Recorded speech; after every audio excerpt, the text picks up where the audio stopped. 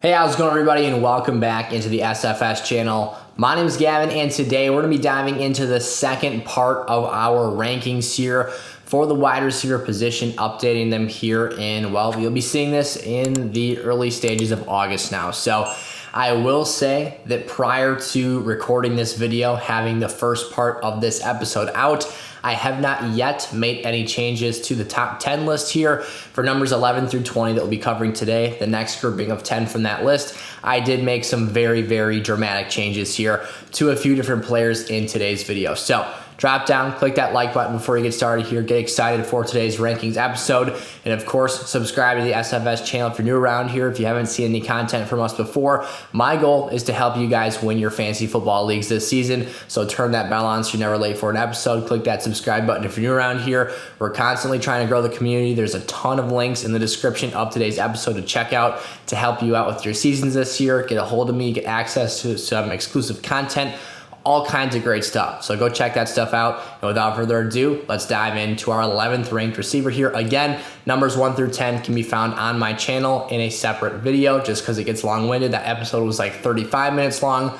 Who knows how long this video is going to be. Let's get into it though. All right, you guys, here we go. I will apologize right up front before we start today's video. I'm not in my typical recording studio. I'm gonna try and talk a little bit softer today to try and minimize the echo in this different setting right now. And if you've probably already seen the intro, the chair I'm sitting in today is a rolling chair. It's got a long back on it and it's kind of tripping out the green screen. So hopefully now that I'm minimized here in the SFS slide database, it doesn't really matter too much. So Keenan Allen's the first player I want to talk through here today. He is my wide receiver 11 for this season in redraft formats. Keenan Allen, someone that really gets me excited for this year. And really every season that I've been playing fantasy football, I've had a lot of optimism about who Keenan Allen can be as a player. Obviously now in the veteran stages of his career, we know who he is. He's a really solid route runner. He's a target monster. He's a PPR machine. A guy who right now his ADP on Underdog best ball formats. Use code SFS when you deposit on there. Get a draft guide free this season on sizzlefantasy.com. You can get access to all that information in the description of today's video. But Keenan Allen on Underdog is their wide receiver 12, so the final player in that grouping of their first top 12 players. Obviously, if you're in a 12-team league, numbers 1 through 12 will be your wide receiver 1s or number 1s at any position. If you're in a 10-team league, adjust that to the number 1 through 10 players. You get the point here. Keenan Allen is a very, very respected player, and obviously in fantasy leagues deserves relevant draft capital. Right now, he's going in the third round of fantasy leagues for this season. And, you know, it's very justified. The higher premium your league places on PPR point scoring, the more valuable Keenan Allen will be to your leagues. He does have a couple slight holes in his game, which we'll get to here in a second. But the numbers to me that really matter are 137 or more targets in the last 5 seasons straight, 147 plus in each of his 2 years playing with Justin Herbert, his current quarterback, someone who I believe provides elite upside to this offense in Los Angeles right now. That one limitation I did want to touch on here is the fact that he does have a very hard touchdown ceiling for a guy who is into his 30s now. Keenan Allen has never seen double-digit reception touchdowns in his career. He has had his career high tied twice, being 8 total touchdowns, and that's fine, but at the end of the day, it does kind of put a cap on the ceiling. He will see a ton of looks, a ton of opportunities. One really sneaky trait I love with the wide receiver position is guys who can line up in the slot and win at a high level. That is exactly what Keenan Allen is here, a 25% target share in this, again, high volume passing Chargers offense, a team with a very, very good quarterback. Some may argue an elite quarterback under center, and he's third in target rate in the NFL amongst wide receivers, meaning per route run, Keenan Allen has the highest target share in the league. So really awesome things you love to see there with volume. But again, that touchdown number is going to limit exactly how high in the fantasy leaderboards he can get to. And you know, that at the end of the day is why he is in the second grouping of wide receivers and can't necessarily see his name up there with some of those other players. So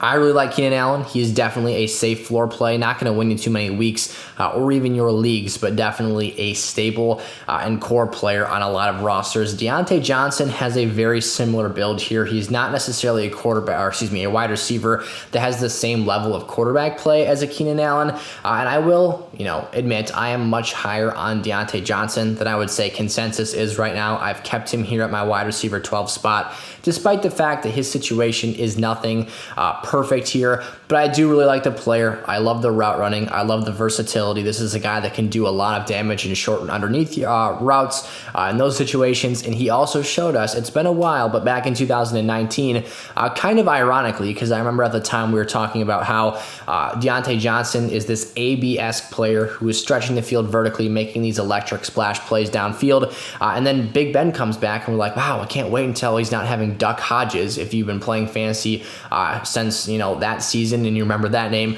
quite the story that year. But if you've been playing fantasy since then, we were kind of saying at the time, well, man, I can't wait till Big Ben comes back. We're going to actually have some legit quarterback play here. And then he had the Tommy John. Well, that was the Tommy John injury that he was out for that season for. And he was never really quite the same player since, was really struggling with his deep field passing. Not someone who's necessarily the biggest film studier or anything like that. So in terms of the intricacies of the game, you weren't really getting an edge there. It was just volume to Diontae Johnson underneath, over and over and over again. Smoke screens, 3-yard slant routes. Just every in-breaking route that gets him off the line of scrimmage quickly is what they've had Diontae Johnson running the past couple of seasons, but it works. I mean, he had 28.5% target share here in 2021. Again, a volume hog. The one thing that this is going to come down to this season is quarterback play is everything for Diontae Johnson. We know who he is as a player. We know what he can produce in terms of the box score numbers of opportunities, but if it's going to be Kenny Pickett or Mitchell Trubisky, that honestly could be what makes or breaks this season for him. Now, we've heard reports out of camp that George Pickens is the clear number 3, that he's not expected to see a huge role here in year 1. Chase Claypool is somewhat of a player who gives you some worry, I would say, because he has some really nice athletic ability, obviously has a really good size and frame, and his speed is quite good as well. So you could see one of those two quarterbacks really zoning in on a Chase Claypool, something that I thought might start to take place a little bit more last season, which ultimately didn't, because he showed us that despite that frame and having that size, he's not necessarily the toughest player in the world. Let's just say that.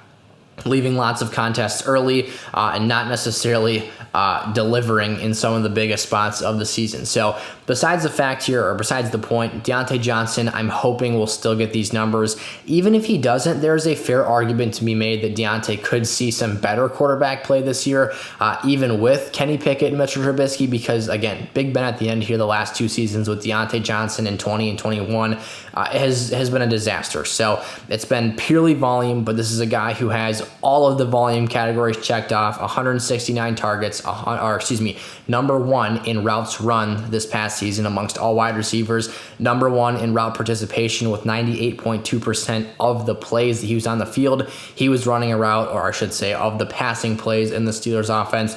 And he was I already touched on that point, which was the last thing I had in my notes here for Diontae Johnson, was the 2019 rule, which we really haven't seen him tap into at all since Big Ben's been throwing him the football. What that is to me is, again, running more vertical and downfield passing routes, which is something that fresher arm talent, while they may not be elite players, especially Kenny Pickett, who I think obviously has the potential to be a really nice NFL player, but it's just a rookie. You have to kind of manage your expectations, and really at the end of the day, you can't ask him to do too much, but even still, I think there's a fair argument to be made that maybe he's a better deep passer than Big Ben is right now. So Diontae Johnson at number 12. DJ Moore here lands at my number 13 spot. So from the last video, this may be the first change. I believe it was flip-flopping him in Michael Pittman, who I've slided down 1 position here, but DJ Moore for me is the wide. I meant to mention this with Diontae Johnson. His ADP was the wide receiver 21 overall,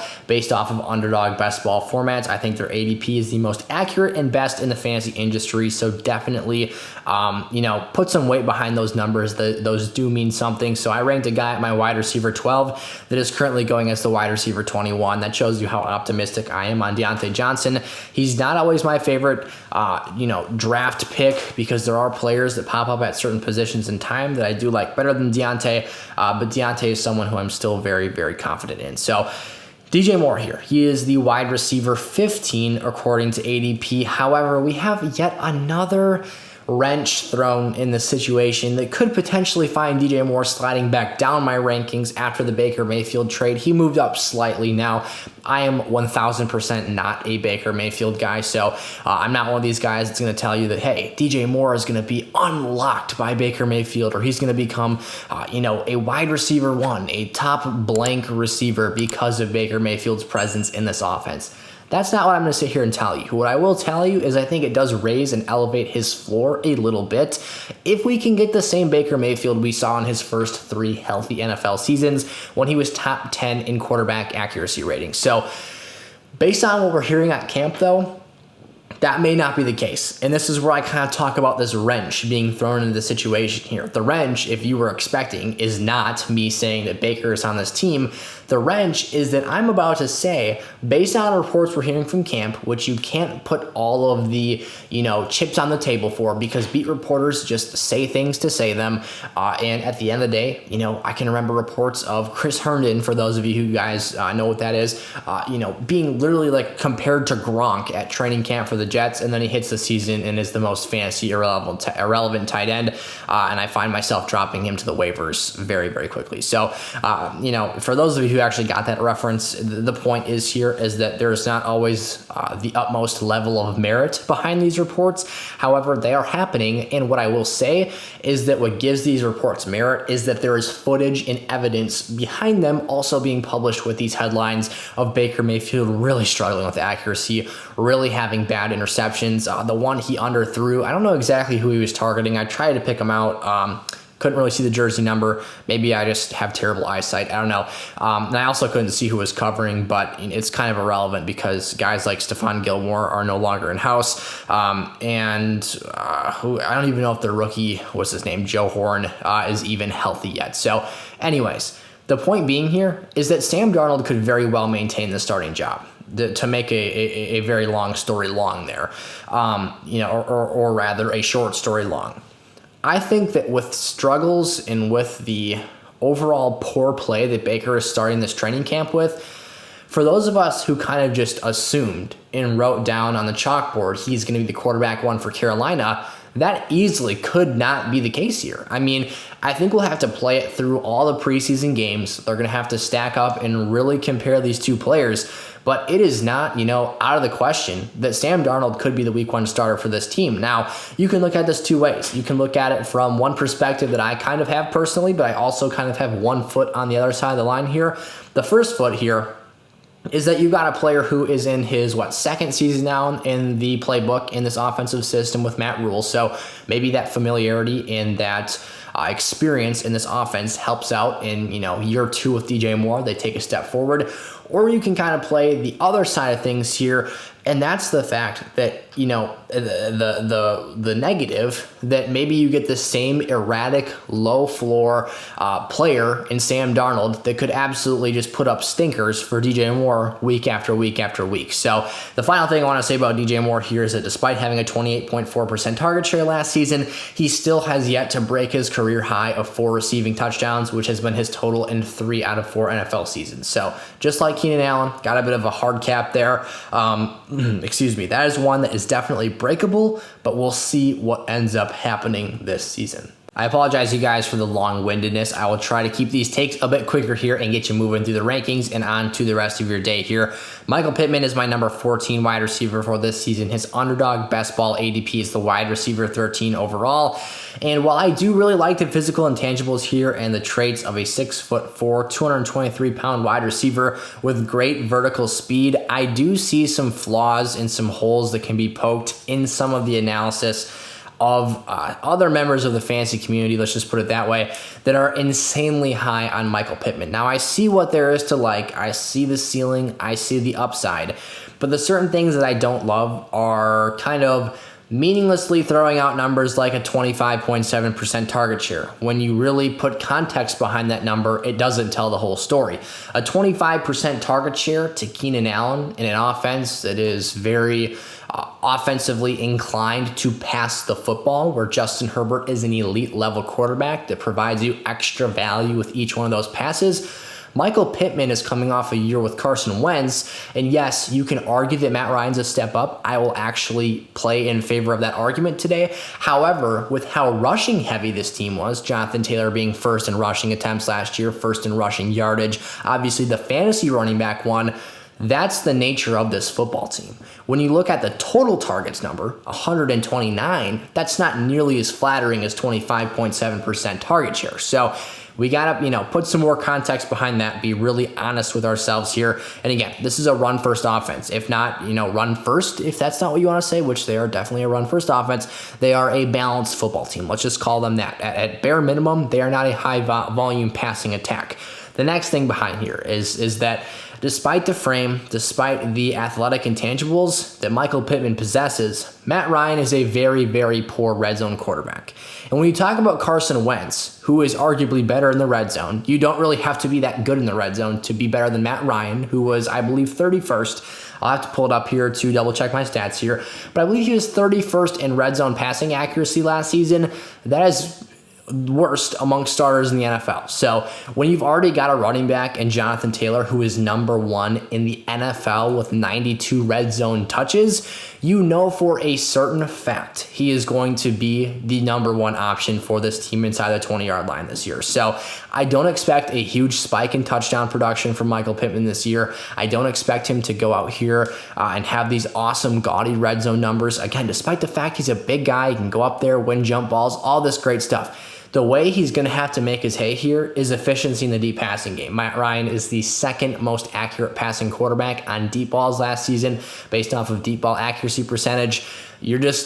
That's how he's going to have to get it done. Hitting big plays over the top, winning run after catch situations, and bringing it to the house. If he doesn't do that, I think Pittman has some bust potential this year. Nonetheless, still my wide receiver 14 for this season.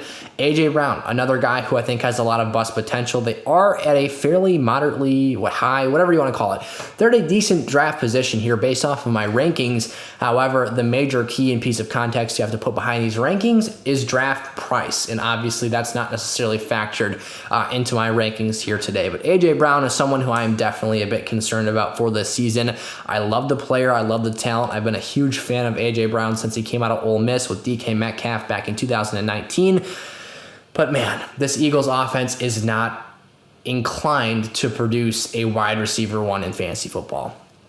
If you just look at Jalen Hurts, and what's kind of starting to get on my nerves here is that people are commenting on videos where I bash A.J. Brown. Again, I'm one of the biggest, I've been a fan of A.J. Brown since before he came to the NFL.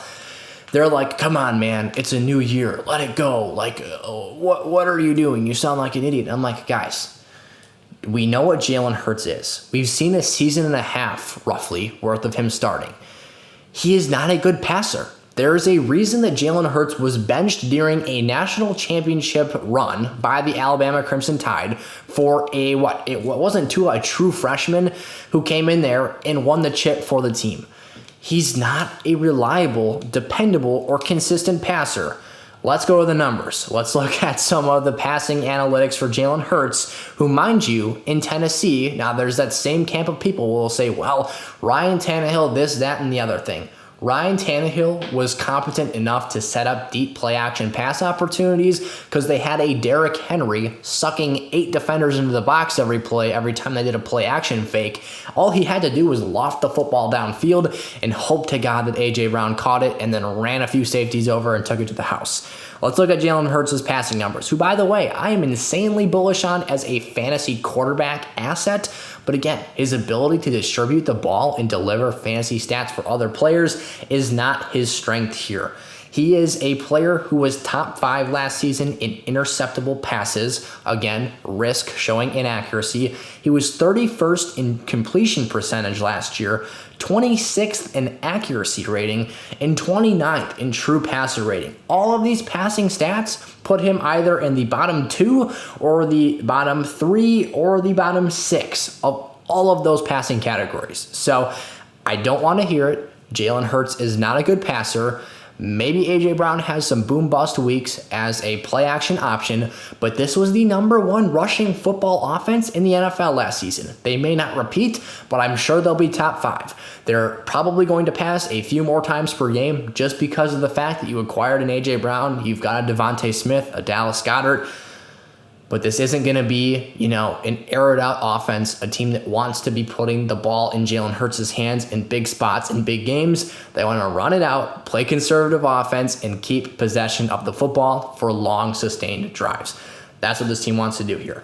Jerry Jeudy continues. He is my guy for 2022 fantasy football, surging up my list here to the 16th overall spot in my rankings. If it was, let's just toss this out there. If it was socially acceptable, he might just crack my top 12. He maybe even would play around. Nah, I couldn't put him above Keenan Allen. But man, I am insanely high on Jerry Jeudy for this season. He is absolutely, I guess if you want to just look at my numbers of leagues drafted this season, he is my favorite player in fantasy football to draft this year. He is easily my most owned player across leagues this year. I draft him in the 4th round essentially every time I get the opportunity. His ADP is the 412 overall pick, so almost a fringe 5th round player.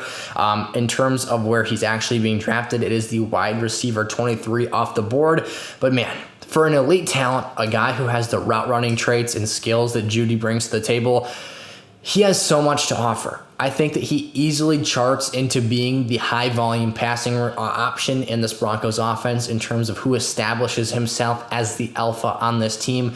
In the games that Jeudy and Sutton played together last year, Jeudy out-targeted and out-produced Cortland Sutton in those 8 games. And I think that he just chalks up really good to mesh with Russell Wilson. The drastic improvement in quarterback play going from Drew Lock and Teddy Bridgewater to Mr. Unlimited, who's been acting a bit weird lately, wearing his own jersey, showing up to Broncos training camp, saying goofy stuff, and just he is riding the Broncos country. Let's ride whatever publicity, let's just call it, like no tomorrow. It's kind of that joke that your buddy said the joke 3 times. It was really funny the first time, but it's just like every time he says it, it just becomes more and more annoying. That's what Russell Wilson's doing with that Broncos country let's ride crap.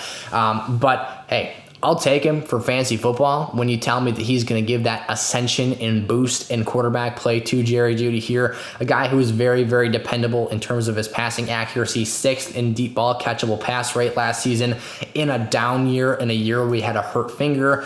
Came back too quick from that mallet injury. If you ask me, I apologize, you guys, if you can hear those annoying birds outside of the studio here. They are chirping very, very loudly. Moving on to number 17 here. I hope I said my piece there with Jerry Jeudy. Kind of lost my train of thought because I keep hearing a lot of loud noises coming from outside of the studio here. But again, hopefully you guys can't hear that as clearly as I can. Mike Williams is my 17th player. He has also made quite the dramatic jump on my rankings list here for today, up to number 17 overall. Why do I love Mike Williams? What are the flaws with Mike Williams? Let's dive into it. Mike Williams is arguably one of the highest ceiling weekly fantasy producers right now in the NFL. This is a guy who gives you the potential to walk out there, oops, I bumped my table, and score literally 30, 35 fantasy points any given week.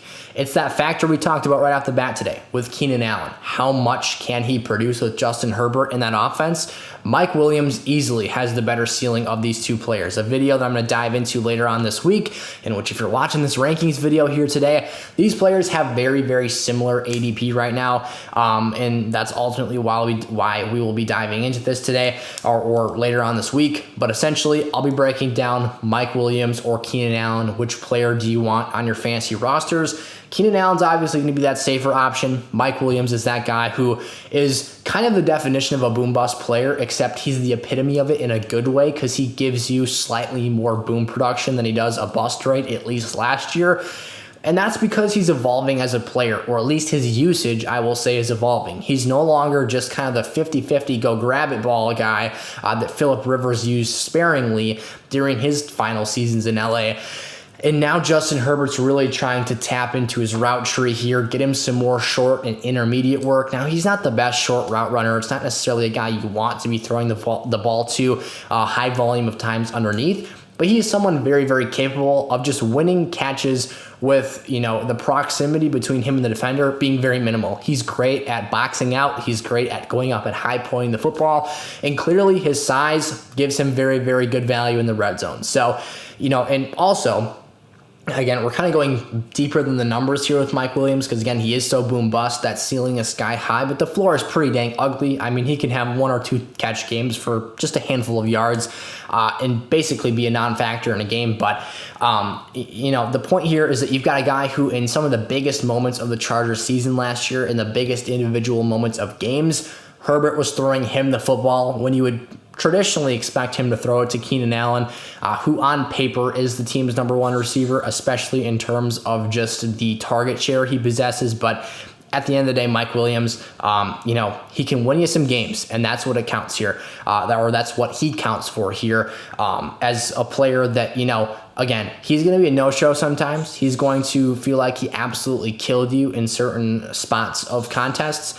But at the end of the day, those games, those weeks, those potentially season-clinching moments that he has for you are where the pros outweigh the cons. But again, that's all something you have to weigh on draft day. Terry McLaurin here is my number 18 wide receiver. He's kind of subtly got that same boom bust element going on that Mike Williams has here with the LA Chargers, except with the Washington Commanders here. I have still forgot to change the logo from the Washington football team logo to the Commanders logo. That's bugging me. I'll have to do that after I turn off the camera today. But basically, Terry has some similar issues. He's got the same concerns about having a low floor because you don't know how dependable the quarterback play is. You're moving from Taylor Heineke, which was a very low ceiling and a decent floor, nothing really great. I mean, it was pretty poor when you consider the fact that Terry still had frequent bust games last season, to now Carson Wentz. And what I would argue kind of happened here is that floor is still pretty low. I mean, you can kind of,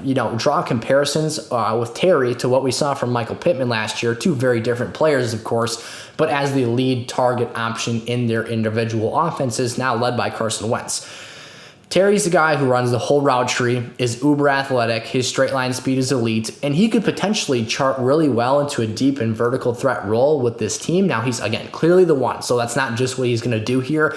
But you can make the case that the ceiling is a lot higher with Carson Wentz here and that big arm talent than at least higher in comparison to what Taylor Heineke provided to this offense the last couple of seasons since 2020 when he really got that opportunity and obviously had some of those signature moments in the playoffs against the Bucs. Fell up short, but at the end of the day, McLaurin's still a low-end wide receiver 2 for me, or I guess this would place him in middling wide receiver 2 territory in 12-team formats, but boomer bust option, kind of like Mike Williams. Moving into number 19 here, we've got my man, Allen Robinson, another one of my guys for this fantasy football season. Love him at his ADP. Actually goes at similar positions to Jerry Jeudy. They're kind of late 4th round targets. Sometimes A-Rob falls into the 5th round, but man, A-Rob's smiling, I'm smiling, we're all smiling for Allen Robinson on the LA Rams. He is going to eat up the opportunities he gets. He is going to tear up that football field, and hand in hand with that comes tearing up a whole lot of defenses. I don't know how to put into words the happiness that I have for A-Rob finally playing with a respectable quarterback. Say what you will about Matthew Stafford. He is not a perfect QB. He has his flaws. But oh boy, is he better than Blake Bortles, Mitchell Trubisky, Nick Foles, who Chase Daniel. I'm trying to think of some of the other guys that he's had to just really go through thick and thin here with the Bears and Jags. Mike Glennon, I believe A-Rob was in town for that brief phase in Chicago. Regardless, you guys, it is going to be such a whatever the opposite of a rude awakening is. It's going to be a rude awakening for defenses when they're trying to cover Cooper Kupp and Allen Robinson. This is a guy that's route tree is so good. He's a really complete, polished player, a really good athlete, had quite the down season last year. I've been doing some tape evaluation of the Chicago Bears offense last year, and man, those guys really screwed Justin Fields over from just, evident awful coaching, just not being able to teach him how to get through his progressions, holds the ball way too long. A-Rob was wide open on tape last season in the games he played on frequent occasions, burning defenders deep against my Packers even, running option and choice routes, whether it's him going vertical and having the option to either stem off his fade route into a post or stick it straight up the field on the fade route. I mean, there were so many fantasy points left on the table because Justin Fields just didn't have the infrastructure, in terms of the offensive line was god-awful. When he had the time to sit back there and pass, which he barely did, so we have to give him like the biggest amount of slack possible here, his read progression was just slow. It's the same thing we saw at Ohio State, and this is a quarterback I love, by the way, in Justin Fields. He just tends to sit, find his first read, the guy he wants to go to, and then he sits and waits for them to get open, and if they don't, he takes a big sack.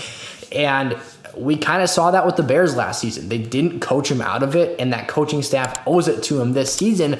But the issue here is that at least Matt Nagy was an offensive-minded coach, while I think he had a lot of other things on his mind besides developing Justin Fields, such as job security. You've got a guy in Matt Eberflus now who's on the defensive side of the ball, and they don't really have a big-name offensive mind coming in here, so I'm quite concerned for Justin Fields. But, man, A-Rob is not washed up. For those of you who think that, last season he was so terrible because he's taken a flight off, he's taken a jump off a cliff because he can't play anymore.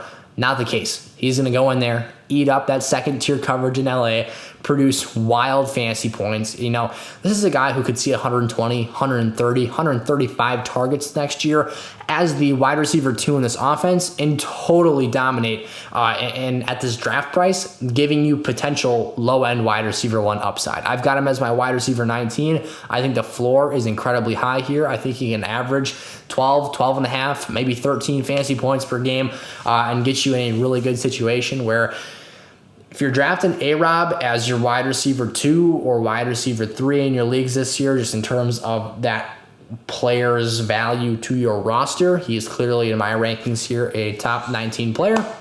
ADP, let's see, where's ADP have the good man A-Rob? I don't have it written down, but Allen Robinson, he is quite the draft value. Really, really good upside in terms of where you're picking him at. And I think that the weekly lineup floor value and dependability will 100% be there, playing with the best quarterback of his career and the best offense of his career.